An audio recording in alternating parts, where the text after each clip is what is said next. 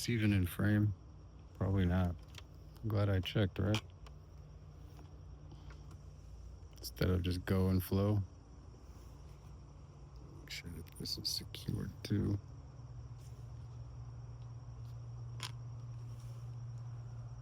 See, I got you. Now hands are right there. Yep, I'm good.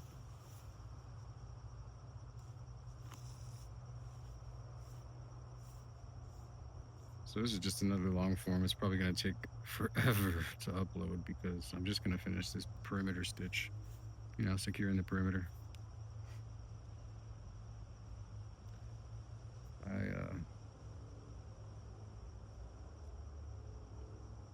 Yeah, it's a pretty chill day. What was that? Oh, thought I tore something. At least I got the thread.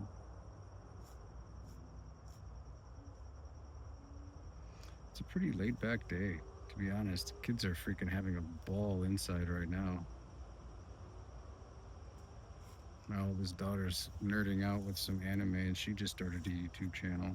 So she's eating some ramen and, stereotypical teenager stuff. And I was like, what? This is the perfect opportunity to start stitching. And I had done a stitch line on this before. Because I do everything primitive. I guess it's primitive. I just do things the way I've always done it since I was a kid. I bought tools and I use them for other things, but sometimes I just kind of want to chill and think. I do a lot of that with this. Am I still in frame? I hope to goodness I was. I can pull that back just a little bit more.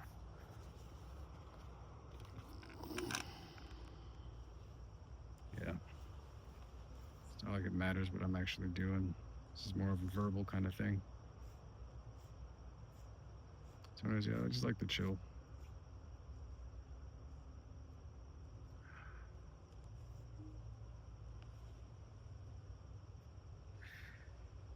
This primitive style that I kind of say. I could put this up in a jig, get some clamps out, put it out in front of me, and just kind of, do a normal saddle stitch. I got more than one needle. Jeez. But there's something about this, just taking your time. It's like the people that like doing puzzles, those like 1,500 piece puzzles. Yeah, I'm not one of those, but I guess I am in a way. I just don't like puzzles like that.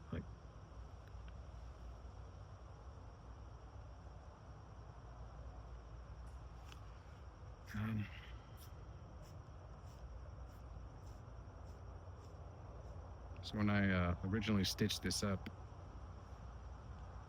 it wasn't a permanent stitch or anything. I just wanted to get it laid out so that I could actually take my knife and cut a straight line with a straight edge instead of just taking like a hydraulic press and coming up with thunk. Cool as shit they may be. Yeah, that's how you do it. And then you just get better and better at getting closer and closer to your stitch holes without actually cutting into your stitch holes, like doing it freehand. Like how clean can you make it freehand? And it's never going to be like perfect. I mean, I guess you could sitting there with a scalpel. Anything can be done, but what if all you had was a knife, a needle, and hopefully some thread, right?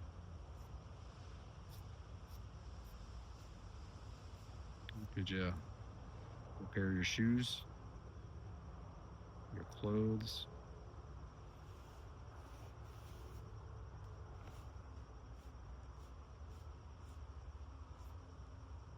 This is going to be the permanent border stitch. Love purple.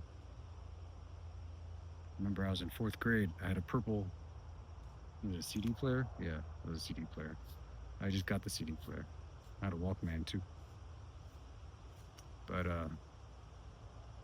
yeah, CD player, transparent purple like case and everything. Thought it was slick. And I got teased about it a lot. That's when I got like, I guess, a thick skin because I was like, well, fuck you. I like purple. Like I wasn't about to shame myself.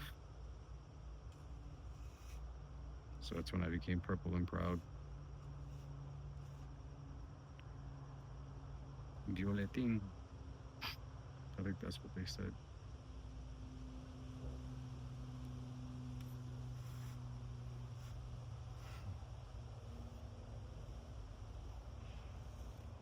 But yeah, so this is a perimeter stitch, and the reason for it is over time, this piece of leather is going to stretch.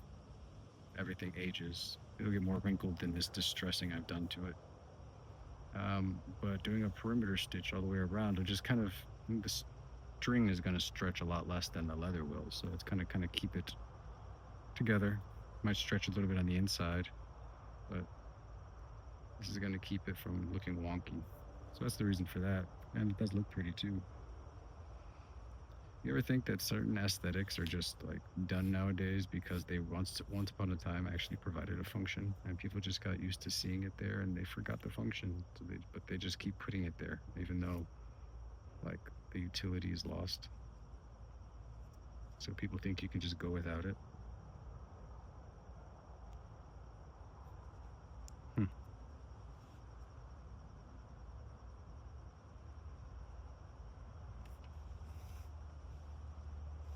Yeah, well, went over that with the leather belt that I reinforced, an old leather belt. I like doing stuff like this because I'm glad I was so obsessive about it as a kid in my earlier years in life because I'd always mod things, and then when I actually became fucking poor and grinding, I just everything worked out. God is good. I swear I've been through so much, so many things. I don't even know how I'm still here. The only thing I think of is God just like, well, you got some stories to tell, some things to teach. So I'm like, okay, I'll stick around. And then he threw beautiful kids on my lap. And life just,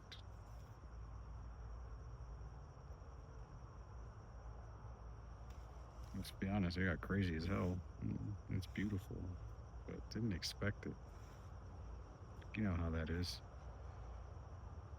You don't expect to grow anymore when you have kids. You're just kind of like, wow, I didn't think, I guess that phase of life could teach me anything. Thought I was pretty complete.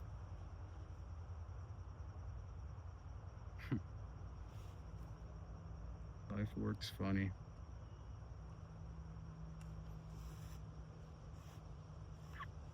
So this is a blind stitch. I do it a lot in upholstery, actually. I do a lot of repairs. A blind stitch meaning over, under, over, under, over, under. Some people call it a ladder stitch because I guess you're going like that, but it's a blind because when you're think about it, your blinds in your house, not a blind as in like I can't see, but like a blind in your home. You have those little rungs, little slats, and you want to stitch them together in unison. So over, under, over, under, over, under. Basically, look at that kind of thing. So you do this all the way up, and then you just go back down, and there you have a saddle stitch, but the hobo way. I mean, this is what you would do in the field. What you see me doing now is how you'd make a repair at your camp or wherever you are, at your house. If you didn't have a jig and you just needed to fucking fix something, you would sit there on your chair with a needle and thread and your little repair kit, and you'd get it done. Sometimes you don't have time to waste or spend, not waste necessarily, but time to spend making a jig. It's not something you're going to be doing all the time. So if it's something you're going to be doing all the time, it's worth investing into that because doing this all the time is killer on the hands and fingers. But I've gotten used to it actually. You develop it, but ask me again in 20 years.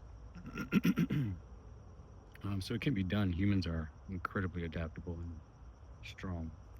But so if you're going to be doing it for a prolonged time, that's when you create those jigs. But if you're just a normal person who's interested in crafting, learning how to be a normal human, like, graduating to baseline human, then just learn how to do things the flute tooth way. Not straight caveman, but you know,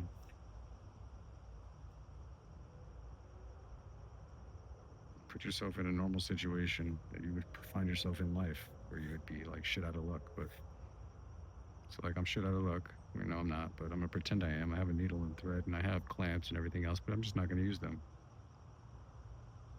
I'm not gonna hurt myself either. So if there's something I need, I'm gonna apply that. But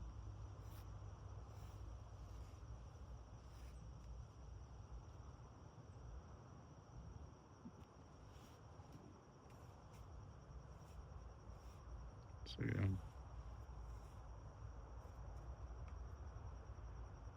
So what's your opinion on purple? What's your opinion on? Yeah. Actually, what's your favorite color? Put that down in the comments. If you made it this far, let me know you made it this far. Put your favorite color.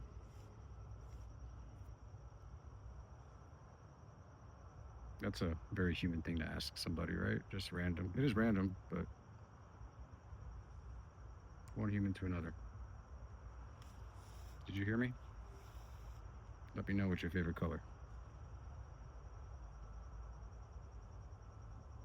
And are you interested in doing something like this? If you ever feel it's tight, just kind of when you put it in there, just kind of, yeah, obviously. It's leather, it's tough shit. So just open that hole a little bit. I'm gonna have to go back around it anyway, like through it, so I wanna make sure that shit's open.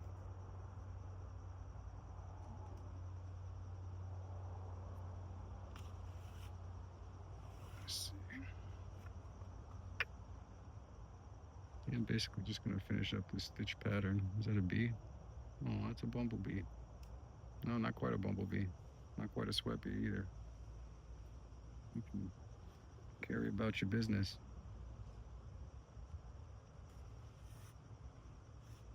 It was so chill, just hovering there. I was like, oh, you're a friendly fucker. You're not one of those pricks. Pun intended.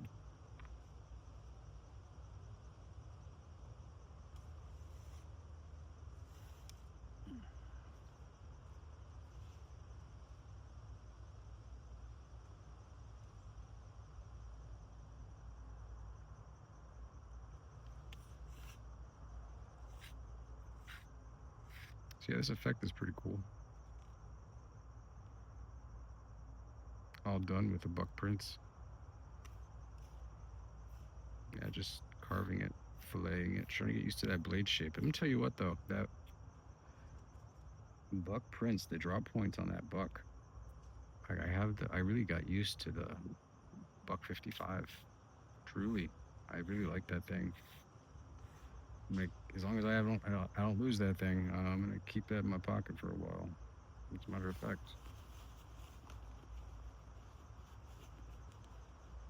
Yeah, cool. I do have this set up. Cool. So I ended up doing this because I really did like the Swiss Army knife there after all. And I did the fishing swivel with the flashlight, so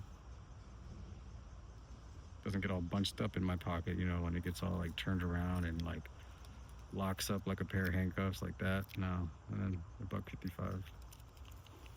So yeah, I've been carrying that around and I love that blade shape. I really do. The cut point, but holy shit, that drop point on the buck knives, that really does like have the perfect angle to like just open packages. Like I was opening up a bag of dog food and I was just like, dook. It was almost as if it was a Warncliffe, just a little bit, not quite, but it was very like perfect. It was just perfect. I was like, this is a utility knife, hell yeah. And then I looked at the buck 55, like with like, why don't you do that? um, yeah. I really like that drop point. So it's got me looking at the buck 110s now in drop point. At first, I was just going to get another clip point just to stay iconic because I love my buck 110. I really do. Things are really awesome. I just kind of, I don't know, just a vibe. It's a good vibe knife, just like the Swiss Army knives. Maybe some of you have a bad vibe with that knife, actually, buck knives. But, whether it's a good or bad vibe type of thing, it's still a strong vibe. And that's kind of what I'm leaning into. Like it's there. And I want to get the drop point version just because it seems more utility. And I want to get the drop point with like a drop point with the finger grooves is the lightest you can honestly get in the buck knife stock. And that's what I want. I want the stock bucks. I'm tired of their custom shop. I think they're cool. Sorry guys, or anyone that's in there. I don't really know you guys. I just know that I've bought your knives in the custom shop, and then you fixed some of my knives too, because I'm sure the warranty you cover some of that, right? Maybe, maybe. Um, but yeah, they're custom shop. It's just for one, if it wasn't anything about QC or quality control, I would say that it's just that my fucking knife is not a billboard for your bullshit. I'm paying you a lot of money, especially for a custom knife. Don't make my knife a bill. I'm paying for you not to make it a billboard. I love maker's marks. Keep putting that. If you want to laser etch the freaking maker's mark on the blade, fine. If you want to stamp it, even better. But if you want to put that there, that's fine. And if you want to even do something like inside the handle, that's what. But it's my knife now, and everybody knows it's a buck knife, unless you completely fucking change it up. They know it's a buck knife. So please don't put custom shop, do.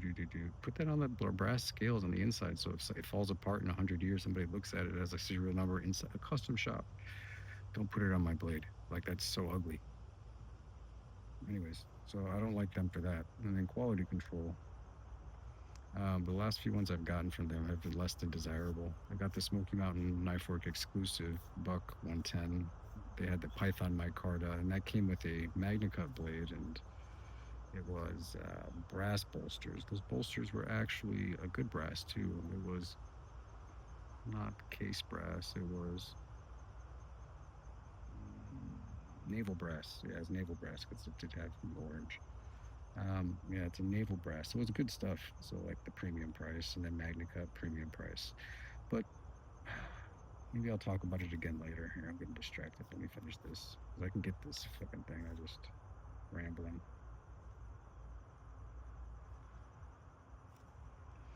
So what pissed me off was that the blade, the MagnaCut blade, whoever whoever put together that knife and sharpened it last on that wheel, on the buffing wheel, just completely screwed it up.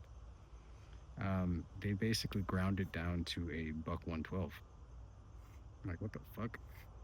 Like, for real? Am I still in frame? Maybe not. Maybe, I don't know. We're just talking. So they basically ground it down to a buck 112. And not only that, but the bevel is uneven. So on one side of the bevel, it's very, very, very sharp. So it's basically like, I don't know, like a fucking 12-degree bevel on one side and then a 20-degree bevel on the other side. It's very noticeable just with the eye. You don't need a caliper or anything to fucking see that. So that's annoying. And then I got the other one, another buck custom, which was the buck of the month for January of 2025. Yes, my birthday knife, and that one came in very loose. Everything was very nice about that knife. There was some gapping in the bolsters. There was that. That was annoying. Um, like at the actual between the bolster and then the inlays on the side profile, not on the between the liners and like the handle skills, but yeah, not on this side of the knife, but like on the side between the bolsters, yeah, and the handle skills. So there was that gap, and then the blade was hella loose. You open it, locked it up, it was like it rattled, like locked open, it rattled. So I had to send it back. I'm gonna send back the buck of the month for the Smoky Mountain. I don't know how the hell they're gonna do that though. because that one's doesn't have any pins, so they're gonna have to replace the blade on that. Unless they're just gonna take out the main pivot pin and then slide in a new Magna Cut blade. But my experiences with the custom shop have been bleh. But I've bought a few standard stock books, even the China ones. The China ones come in perfect. Like if you get a buck knife and it doesn't say made in the USA in it, it won't even say made in China on the blade. Like here's another fucking thing. So like that whole I looked into this because buck knives, they're made in China and they don't say China on the blade. Other companies have their knives made in China and it says China on the blade. These knives that Buck has, like apparently all you need to do is tell the customer on the packaging that it was made in China. You don't actually have to have it done onto the blade itself. So I don't know why everybody else decides to do that, but it's not that it matters. China puts out some really awesome things, but you know, I don't like my knife being a billboard. I don't want to see Buck knives made in China in the back too. That's just another side of the blade that's been tackified. It looks like a billboard. But the China knives are great, and then stock, and then the stock Buck 110, the stock Buck 55s have been perfect, absolutely fucking perfect. And I've got two Buck 110 stocks and two Buck 55s. I also have a Buck Bantam, all perfect because they don't say custom shop, I think. So, anyways, that was a side ramble. I still like Buck. You know, it's just frustrating. You just learn things. But that's why I don't want to go through their custom shop to get a lightened Buck 110 with finger grooves and all that shit. I just want to find a regular stock. Maybe you can find them too. They're on their website. It's like a web only exclusive. Occasionally, you can find like drop point bucks made by Buck, not their custom shop. Um, then you can find drop point or nickel silver Buck 110s with the clip point made by Buck, not their custom shop.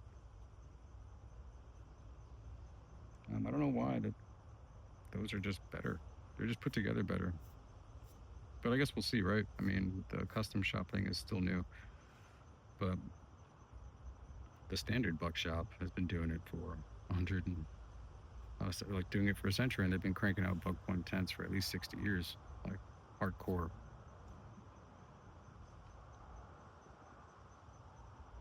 So they know what's up, and we've seen that they've lasted. So I guess we'll see exactly if the custom shop versions, I don't know, let's see if they even get used. Because it seems like I've been watching a lot of other people, honestly, since I bought a few bucks, like a buck of the month and a custom shop buck. I've obviously looked at a few other people's experiences and shit. And it seems like most people just are buying them for the collector's value instead of like work knives, which is cool. It's cool. But at the same time, like, are these going to turn into just like another case knife? Like the custom shop versions? Are these going to be like something you just look at and looks pretty on a shelf? As for display and historical museum purposes, um, like, you know, a reenactment type of knife. That's kind of the approach I've seen a lot of people having. So I hope that we get to see some people, like I'm going to be using my custom shop bucks. So I guess like if you're ever wondering if the custom shop bucks are going to hold up, I'll let you know. I mean, it's still a new thing, and mine are fairly new. They're just this year, but I'm going to put them through the paces. And I hope that more people actually kind of do that too. So we can actually have that contrast, you know, see. Is it worth the hassle?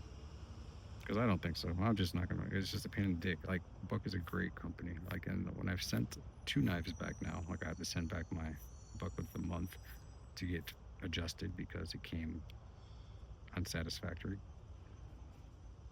Um, and then I sent in a Buck Prince that I was gifted.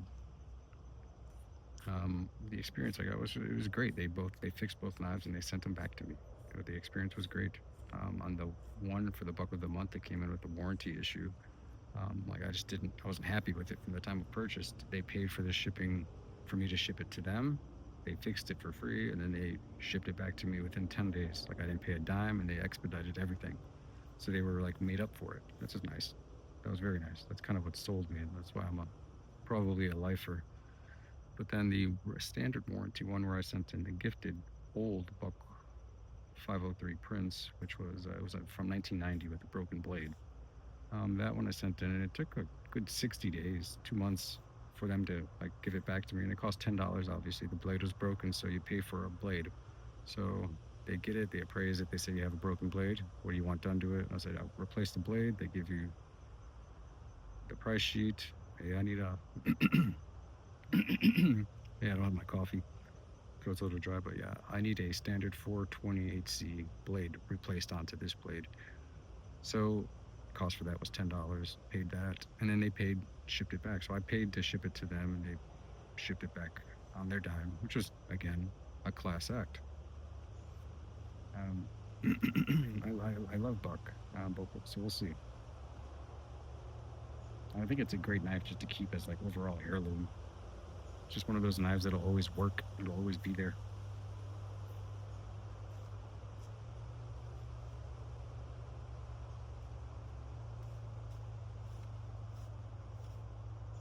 I would have been done like there and back already if I wasn't just talking.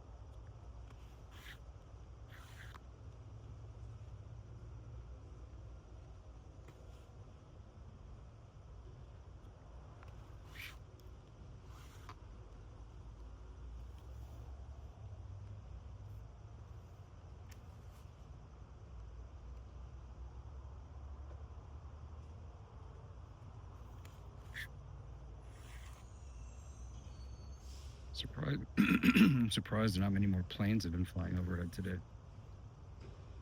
It is trash day, but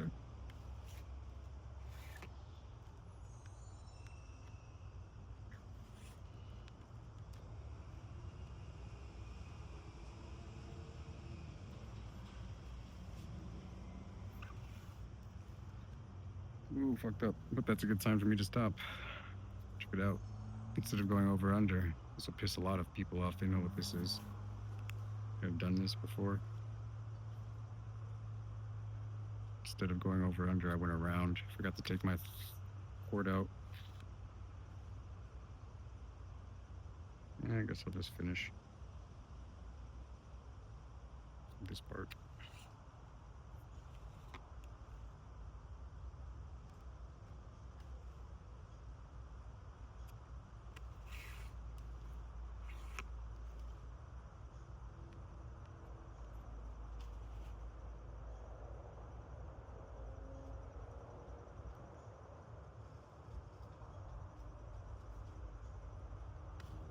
You ever repair a sail?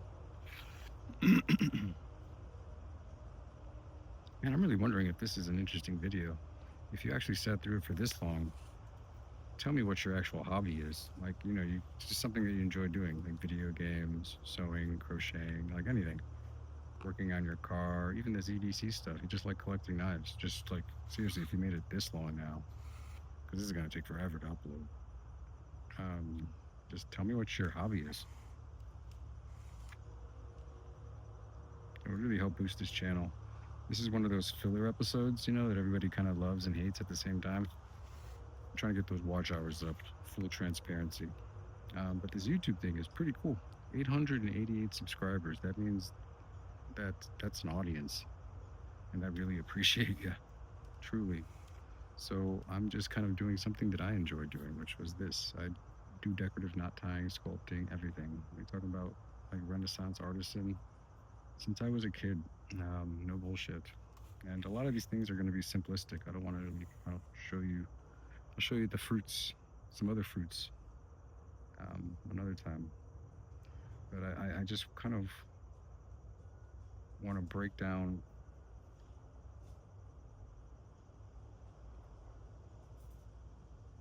all of the things that make me Jose. That's, yeah, I'm Jose, by the way.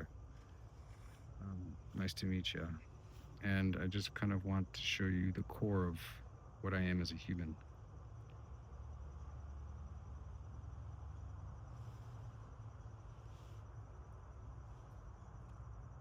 So that, when I'm making these videos, it's not just an egocentric mongering attitude. It's more or less just like talking to a cousin, just chilling, no ulterior motives. And yeah, this is YouTube, and yeah, I'm building this channel, like I said. But that's not the vibe I'm trying to give off. And that's not what I want this to be.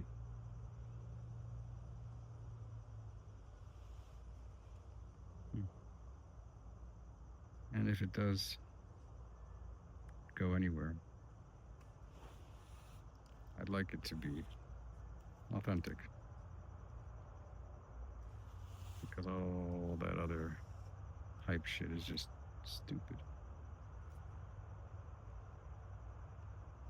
I don't like using my resume, especially for introductions.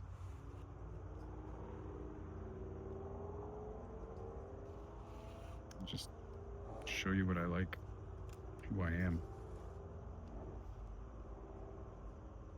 And show you what I am as a person, who I am. I guess the resume helps, right? But I'm not applying for a job.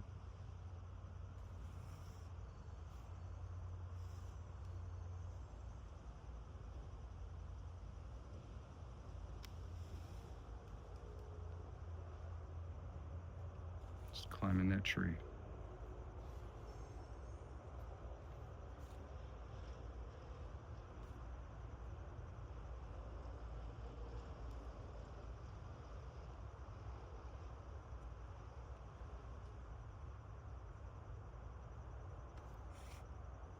Build those calluses.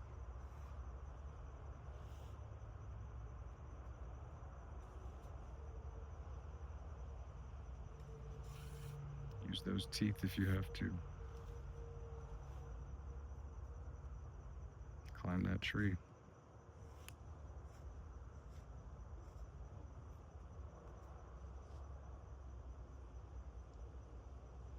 That's the attitude most people have.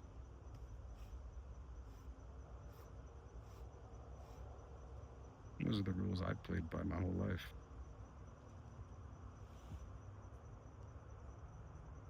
But that's not what I'm doing with this.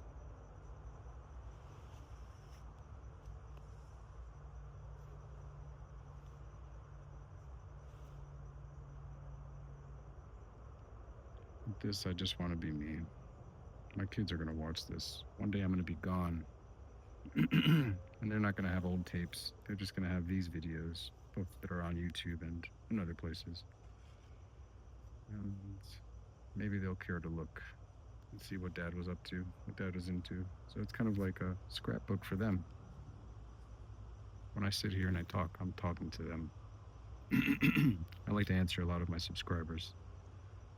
And I do have dialogues with you all. But for the most part, I imagine it's me, just a FaceTime call with my kid. One of them. So yeah, I'm gonna finish up. Now I gotta go the other way.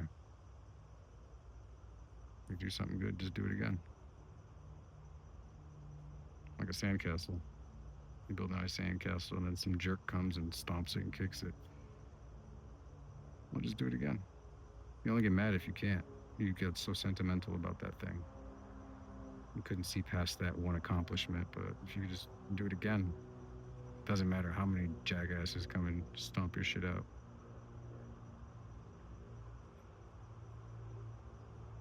It doesn't matter. Because it's not there. You feel me? All right. Live long and prosper.